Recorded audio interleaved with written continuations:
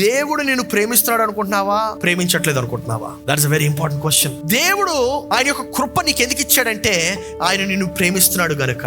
నిన్ను ఎంతగా ప్రేమిస్తున్నాడంటే ఆయన కృప చాలంటే నేను రక్షించడానికి. నువ్వు అనుకోవచ్చు, నేను పరిశుద్ధంగా బ్రతకాలనుకుంటున్నానండి, కానీ కొన్ని సమస్యలండి. ఏంటండి అంటే, నేను చెడ్డ మాటలు ఆపేశానండి, కానీ చెడ్డ తలంపులు మాత్రం వదలట్లేదు. అరే మరి చెడ్డ తలంపులు వదిలేశానండి, కానీ చెడ్డ మాటలు వదలట్లేదు. అరే సమస్య కదా. మరి చెడ్డ మాటలు వదిలేశానండి, కానీ చెడు మార్గాలలో నుండి వెళ్ళలేకపోతున్నానండి. అంటే పబ్బులు, క్లబ్స్ అది కూడా వదిలేశానండి, కానీ పాస్టర్ గారు భయంకరమైనటువంటి శోధన వస్తుందండి మోసం చేయడానికి. చీటింగ్ కూడా వదిలేశానండి పాస్టర్ గారు, కానీ అబద్ధాలు ఆడుకుని ఉండలేకపోతున్నానండి. మరి ఎన్ని పాపాలే కదా. దేవుడు అంటున్నాడు, అందుకే నా కృప చాలు నిన్ను రక్షించడానికి అంటున్నాడు. దాని అర్థం ఏంటో తెలుసా?